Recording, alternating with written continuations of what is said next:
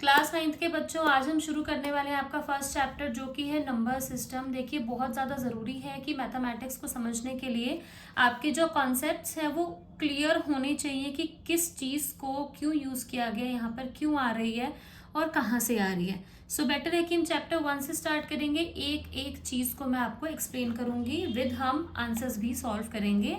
And future में NCERT finish करने के बाद हम R D Sharma and R S Agarwal दोनों बुक्स करेंगे। सो मेक श्योर कि अगर आप R D Sharma and R S Agarwal भी रिवाइज करना चाहते हो तो आप चैनल को सब्सक्राइब कर लेना, ठीक है। सो ये जो इंट्रोडक्शन दे रखी है इसको मैं आपको बहुत इजी लैंग्वेज में बताती हूँ। सबसे पहले आपको बोला कि आपने अपनी प्रीवियस क्लास में पढ़ा होगा नंबर लाइन के बारे में, जिसके ऊपर हम अलग अलग तरीके के नंबर्स को रिप्रेजेंट करते हैं। तो इसी तरीके से मानो कि एक पर्सन है, वो जीरो से स्टार्ट हो रहा है, जीरो से उसने वॉक करना शुरू किया आगे की तरफ पॉजिटिव डायरेक्शन में, जहां तक उसकी आंखें जा रही हैं, जहां तक उसको ये नंबर्स ही नंबर्स दिख रहे हैं, वहां तक वो वॉक कर रही है। तो ऐसे ही वॉक करते करते उसने अपना एक पूरा का पूरा बैग भर लिया जिसमें उसके पास बहुत सारे नंबर्स आ गए। तो उसी से अगर हम देखें तो आपकी बुक में कुछ टर्म्स आती है जिसकी डेफिनेशन क्लियर नहीं की हुई। जैसे कि एक टर्म आती है नेचुरल नंबर्स की, एक टर्म आती है आपके पास होल नंबर्स की, एक टर्म आती है आपके पास इंटीजर्स की, then next is rational numbers, और एक और छोटी सी टर्म है जो काफी बच्चे इग्नोर कर देते हैं, वो है इक्विवेलेंट रैशनल नंबर्स की। सो ऑल 5 जो टर्म्स हैं वो सबसे पहले हम क्लियर करेंगे कि सारी की सारी जो टर्म्स हैं इनको हम क्या बोलते हैं और इसमें कौन कौन से नंबर्स आते हैं, ठीक है। तो चलिए स्टार्ट करते हैं सबसे पहले नेचुरल नंबर से, ठीक है। फर्स्ट टर्म यूज की है इन्होंने नेचुरल नंबर। हम देखो, जो सबसे फर्स्ट यूज की गई है वो की गई है नेचुरल नंबर्स की। नेचुरल नंबर्स कौन से होते हैं? आई नो बहुत सारे बच्चों को पता भी होगा नेचुरल नंबर के बारे में। नेचुरल नंबर वो होते हैं जो 1 से स्टार्ट होते हैं, जैसे कि 1, 2, 3, 4, और ये एंडलेसली कहीं तक भी जा सकते हैं। और नेचुरल नंबर्स को हम डिनोट करते हैं कैपिटल लेटर एन से। सेकेंड हमारे पास पॉइंट आता है होल नंबर्स का। होल नंबर क्या होते हैं? सबसे पहले देख लेते हैं, होल नंबर को डिनोट करते हैं डब्ल्यू से। होल नंबर वो होते हैं जो जीरो से स्टार्ट होते हैं। सो 0, 1, 2, 3, 400 एंड जितने मर्जी तक आप इसको लेके जा सकते हो। नेक्स्ट टर्म आती है हमारे पास इंटीजर्स की। इंटीजर्स को हम डिनोट करते हैं by capital letter Z. And integers में कौन से आते हैं? देखो, 0 से लेकर आगे तो आते ही आते हैं जितने मर्जी। इंटीजर्स में एक्स्ट्रा आते हैं नेगेटिव नंबर्स, लाइक -1, -2, -3 एंड जहां मर्जी तक आप इन्हें लेकर जा सकते हो। मतलब इसमें पॉजिटिव और नेगेटिव दोनों नंबर्स आते हैं। नेक्स्ट हम बात कर लेते हैं रैशनल नंबर्स की। रैशनल नंबर कौन से होते हैं आप सब मुझे बता सकते हैं? रैशनल नंबर वो होते हैं जो नंबर इन सब में छूट जाते हैं, जैसे कि जो अपॉन की फॉर्म में होते हैं। और इसको हम पहली बात तो शो करते हैं लेटर क्यू से। तो रैशनल नंबर कौन से होते हैं जिनको आप p/q की फॉर्म में शो कर सकते हो, जिसमें q is not equal to 0।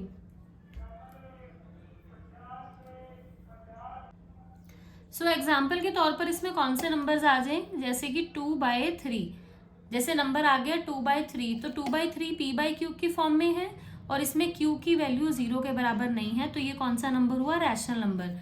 And बात करते हैं कुछ ऐसे नंबर्स आते हैं, जैसे बच्चे पूछते हैं कि -25 लिखा हुआ है, तो -25 रैशनल नंबर कैसे बनेगा? देखो, -25 है, इसके अपॉन में हम 1 लगा सकते हैं, तो ये भी तो p/q की फॉर्म में ही आ गया। मतलब q की वैल्यू 0 नहीं होनी चाहिए, 0 के अलावा कोई भी नंबर आएगा तो ये p/q की फॉर्म में बन सकता है एंड वो रैशनल नंबर ही कहलाएगा, ठीक है। नेक्स्ट हमारे पास इसमें टर्म है इक्विवेलेंट रैशनल नंबर की। इक्विवेलेंट रैशनल नंबर कौन से होते हैं? नाम से क्लियर हो रहा है, इक्विवेलेंट है मतलब कि बराबर रैशनल नंबर्स हैं, ठीक है।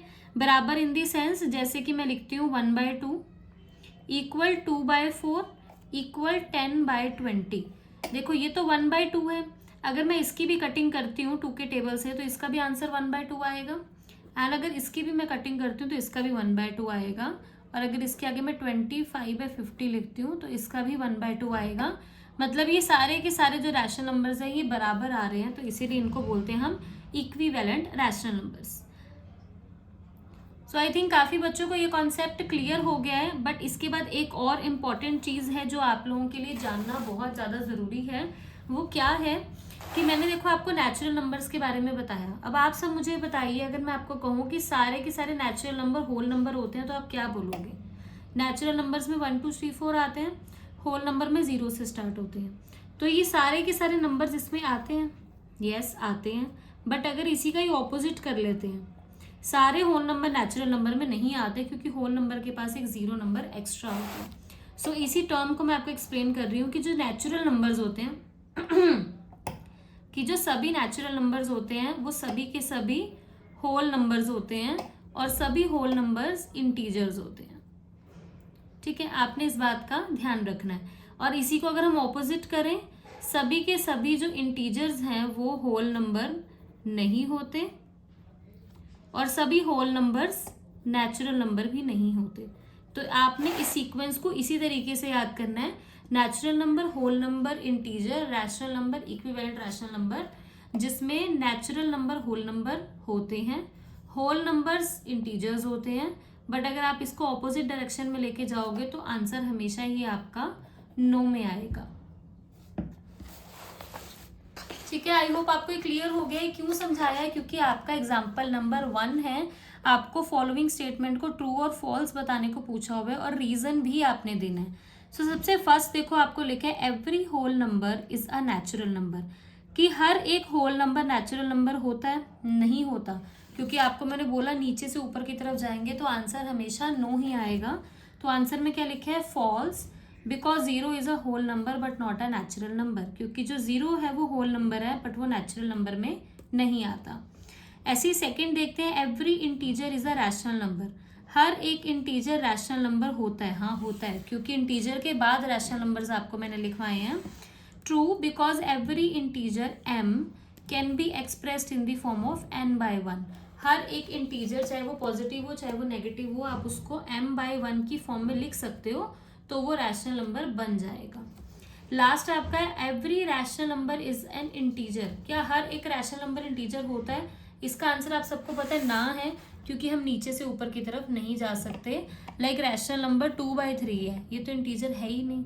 ठीक है, तो हर एक रैशनल नंबर इंटीजर नहीं होता। इसी तरीके से उन्होंने यहाँ पे लिख दिया है कि false, because 3/5 is not an integer. ठीक है, सो आई होप आपको यहाँ तक क्लियर हुआ। एंड इसी और ऐसा ही एक ट्रू फॉल्स वाला क्वेश्चन आपकी एक्सरसाइज 1.1 में भी है, जिसमें आपको पूछा गया है every natural number is a whole number, कि हर एक नेचुरल नंबर होल नंबर होता है? तो अब आप ये देखो, हाँ होता है, सभी के सभी नेचुरल नंबर होल नंबर्स होते हैं, तो आप ट्रू लिखोगे। ठीक है, देन नेक्स्ट आएगा every integer is a whole number, क्या हर एक इंटीजर होल नंबर होता है? अब देखो हम नीचे से ऊपर की तरफ जा रहे हैं, इंटीजर से होल नंबर की तरफ जा रहे हैं, तो इसका आंसर क्या होगा? नो, क्योंकि इंटीजर में नेगेटिव नंबर्स आते हैं और होल नंबर में नेगेटिव नंबर्स नहीं आते। Then third, every rational number is a whole number, कि हर एक रैशनल नंबर होल नंबर होता है? नहीं होता, क्योंकि होल नंबर्स p/q की फॉर्म में नहीं आते, इसीलिए रैशनल नंबर्स होल नंबर्स नहीं होते। तो जिसमें आपका आंसर फर्स्ट का ट्रू है एंड बाकी दोनों का फॉल्स है। ठीक है, एंड एक और क्वेश्चन आपका 1.1 का फर्स्ट वाला है, which is 0 a rational number. आपको पूछा गया कि क्या 0 रैशनल नंबर होता है? Can you write it in the form of p/q where p and q are integers and q is not equal to 0। देखो 0 रैशनल नंबर होता है क्योंकि 0 को आप p/q की फॉर्म में लिख सकते हो। कैसे लिख सकते हो? 0/1 करके। ठीक है, तो ये एक रैशनल नंबर होता है और आप इसको p/q की फॉर्म में लिख सकते हो। जस्ट आपने इतना ही मेंशन करना है, क्योंकि बेसिकली हमें चाहिए कि q की वैल्यू 0 नहीं आनी चाहिए, p की चाहे 0 आ सकती है। सो आई होप आपको यहाँ तक समझ आया। अभी हम कल की क्लास में करेंगे इसका एग्जाम्पल नंबर 2, जिसमें 5 रैशनल नंबर्स निकालने हैं 1 और 2 के बीच में, और साथ ही मैं आपको इसका सेकेंड और थर्ड क्वेश्चन करवाऊंगी, जिसमें 3 और 4 के बीच में 6 रैशनल नंबर्स निकालने हैं एंड 3/5 एंड 4/5 के बीच में 5 रैशनल नंबर्स निकालने हैं। सो कल की क्लास में हम रैशनल नंबर्स निकालेंगे, 2 नंबर्स के बीच में रैशनल नंबर्स कैसे निकालते हैं। सो आई होप आज का आपको टॉपिक अच्छे से क्लियर हुआ होगा। एंड अगर आपको किसी और टॉपिक से रिलेटेड भी वीडियो चाहिए या किसी और सब्जेक्ट से रिलेटेड भी आप चाहते हो कि आपको NCERT को अच्छे से एक्सप्लेन किया जाए chapter wise with exercise with MCQs, तो आप मुझे नीचे कमेंट सेक्शन में बताना, तो हम वो क्लासेस भी स्टार्ट करेंगे।